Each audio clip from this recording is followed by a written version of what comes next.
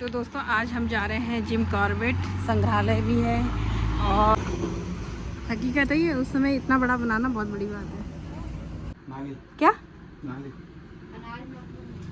Okay.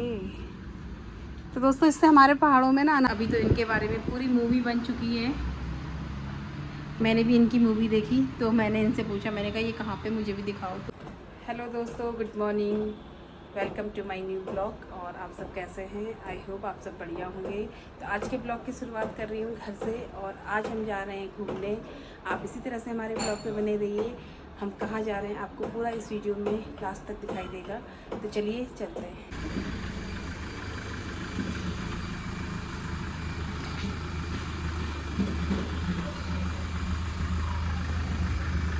तो हम जाते हैं।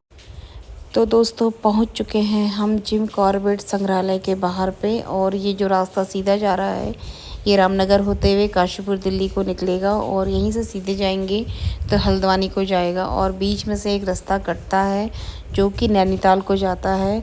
तो चलिए हम चलते हैं इस संग्रहालय के अंदर, सामने दिखाई दे रहा है।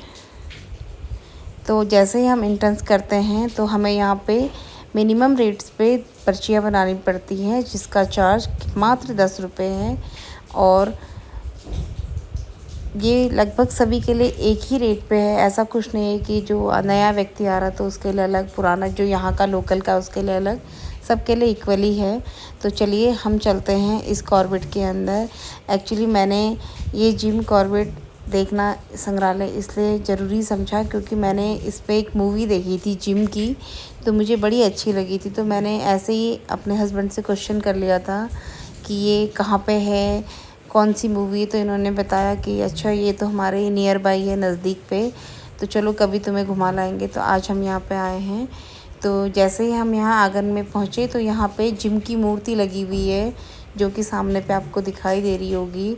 और ये प्रॉपर ये मूर्ति है, इस तरह से कुछ उनके नाम पे बनी हुई है। देखिए जिम लिखा हुआ है और ये मूर्ति बनी हुई है। तो हम जैसे ही अंदर को जाते हैं तो हमें काफ़ी बड़ी एरिया पे ये पूरा दिखता है।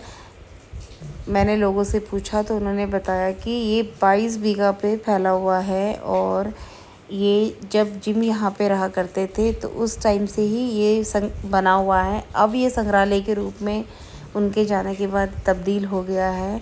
और यहाँ पे बहुत सारी चीज़ें जो मैंने पूछी, इस संग्रहालय के अंदर जिम की बहुत सारी चीज़ें जो कि रखी हुई हैं, वो कैसे रहते थे, कैसे सोते थे, किस बिस्तर पे सोते थे। तो चलिए अंदर जाके देखते हैं कि जो जो चीज़ें बाहर हमने सुनी उसके अंदर भी वही चीज़ें। तो हम यहाँ पे चप्पल उतार लेते हैं, अपने जूते चप्पल जो भी है हम यहाँ पे उतार लेते हैं और अंदर जाते हैं।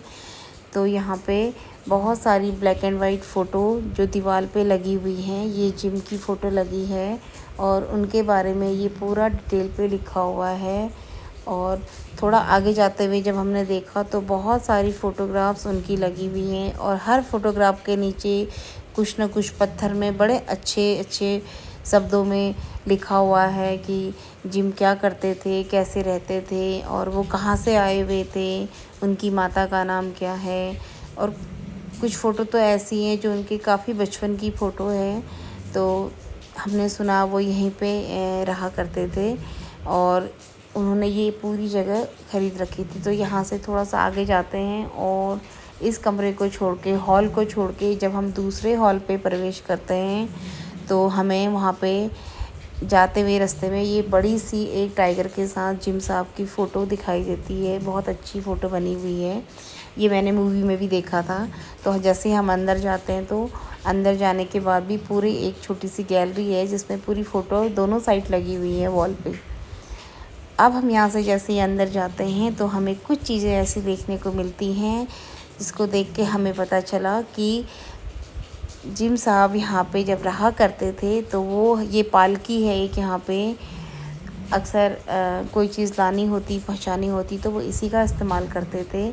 और यहाँ पे उनके ढेर सारे बर्तन, कुछ कप, प्लेट, चीनी मिट्टी के बर्तन और उनकी ऊपर पे छड़ी है रखी हुई, ये छड़ी रखी हुई है, कैप रखी हुई है। तो ये सारी जिम साहब की छोटी छोटी चीज़ें जो लोगों ने इस संग्रहालय में संभाल के रखी हुई हैं। और अंदर जाने के बाद उनकी चेयरें, बेड, अलमारी और उनके हाथ से बनी हुई कुर्सियाँ इस तरह से सब सजो करके रखा हुआ है। ये वैसे तो काफ़ी पुरानी हो गई है, बहुत टूट भी गई हैं, लेकिन फिर भी इस संग्रहालय में उनकी सारी चीज़ें, उनकी लालटेन सब संभाल के रखी हुई हैं। और बहुत अच्छी बात है कि जो व्यक्ति इतना हमारे लिए यहाँ पे करके गए, उन्होंने ये दिखा रखा है। रेलवे में उनका कार्यकाल 1917 तक रहा और वो यहीं पे इसी रेलवे पे 22 साल उन्होंने यहाँ पे जॉब की। तो इस तरह से उनके बारे में पूरा बायोडाटा लिखा हुआ है, पत्थरों में बड़े अच्छे तरीके से उनको लिख रखा है। आप जब भी यहाँ पे आए तो आप उसे पढ़िए। वो अपनी बहन के साथ अक्सर यहाँ पे रहा करते थे और उनकी बहन का नाम मैगी था। और वो अक्सर दोनों जने सर्दियों पे यहाँ पे 6 महीने यहाँ रहते थे और बड़े अच्छे तरीके से जो भी शिकार किया करते थे, जो भी नरसंहार वाले जो शेर होते थे उनका शिकार किया करते थे। तो आप लोग भी ज़रूर आइए, यहाँ पे विज़िट करिए, देखिए किस तरह से बना रखा है। और ये बहुत ही अच्छी जगह पे बना हुआ है, बहुत ही सुंदर जगह पे बना हुआ है। इस संग्रहालय में बहुत सारी चीज़ें ऐसी हैं जो कि हमारे लिए भी बहुत नई हैं और आप लोगों के लिए भी बहुत नई होंगी। कुछ चीज़ें ऐसी भी हैं यहाँ पे जो देखने लायक हैं। मैं भी फ़र्स्ट टाइम आई यहाँ पे।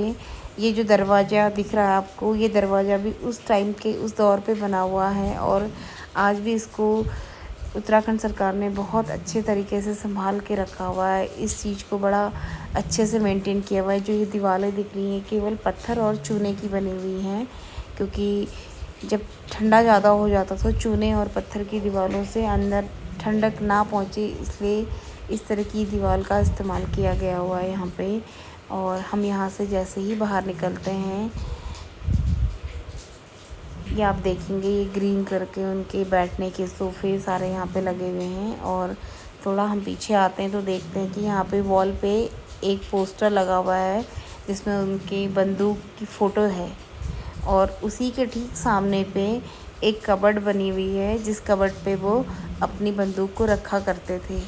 ये कबर्ड बनी हुई है, पूरी लकड़ी की कबर्ड है। इस कबर्ड पे ही वो अपनी बंदूक को रखा करते थे। मैंने आपको इसको प्रॉपर खोल के भी दिखा दिया है।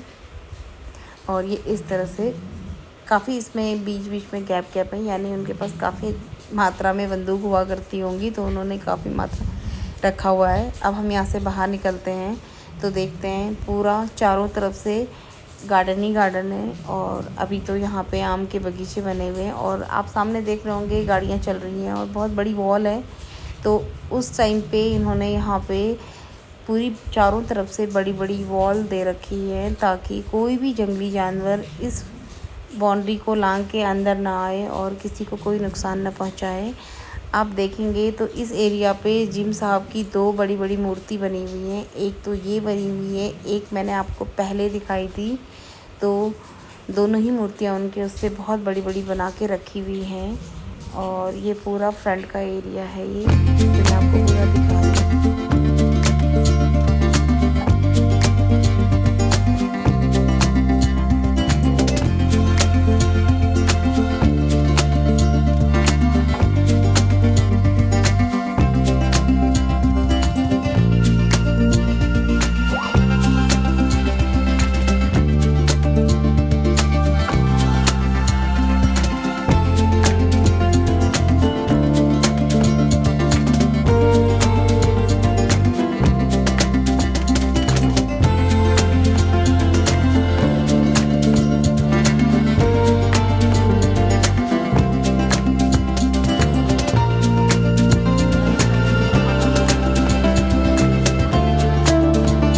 तो अब हम निकल पड़े हैं घर की ओर और जाते हुए रास्ते पे हमें इस संग्रहालय के अंदर एंड में एक शॉप दिखी जिसके बारे में हमने पूछा और हम अंदर जाके देखते हैं कि इसके अंदर क्या चीज़ें हैं। तो उन्होंने हमें बताया कि यहाँ पे कुछ चीज़ें ऐसी रखी गई हैं जो उत्तराखंड में पाई जाती हैं। तो मैंने देखा और आपको भी दिखाने की कोशिश कर रही हूँ। कुछ तो कैप रखी हुई है, यहाँ पे जैम बने हुए हैं और 2 चीज़ें हमें बड़ी यूनिक सी दिखाई दी यहाँ पे, जो मैं आपको दिखाना चाहूँगी। ये जो 2 यहाँ पे लकड़ी के मटके रखे हुए हैं, इस पे अक्सर पहाड़ों में दही वही जमा के लस्सी में, यानी अगर अलग भाषा में कहें तो मट्ठा या लस्सी इस तरह से बनाई जाती है। और एक चीज़ हमें बड़ी यूनिक सी लगी, जो कि मेरे हाथ पे ये है, इसे नाली कहते हैं। इससे अनाज तोला जाता है और आज के दौर में भी शायद बहुत सारे घरों में ये पाया जाता होगा, जिसे नाली कहा जाता है। और इससे एक छोटा होता है जिसे माना कहते हैं। तो ये कुछ चीज़ें मुझे बड़ी अच्छी लगी देखने के लिए। मैंने भी फ़र्स्ट टाइम देखा है, मुझे नहीं पता था, लेकिन मैंने इन लोगों से पूछा। तो अब हम चलते हैं घर को और ये पूरा व्यू आपको फिर से एक बार दिखा रही हूँ। आप ज़रूर आइए यहाँ पे, जब भी आप नैनीताल घूमने आएंगे तो आपको ये रास्ते पे पड़ेगा। आप ज़रूर यहाँ पे आइए। इसका नाम जिम कॉर्बेट है और ये जिम के नाम से बना गया है। आप चाहे तो इसके नाम की जो मूवी बनी है जिम, वो भी देख सकते हैं। आई होप आपको ये ब्लॉग पसंद आया होगा। अगर आपको ये ब्लॉग पसंद आया हो तो प्लीज़ इसे लाइक करें, शेयर करें, ज़्यादा से ज़्यादा कमेंट्स करें। आप हमें ज़रूर बताइए आपको कैसा लगा। तब तक के लिए गुड बाय।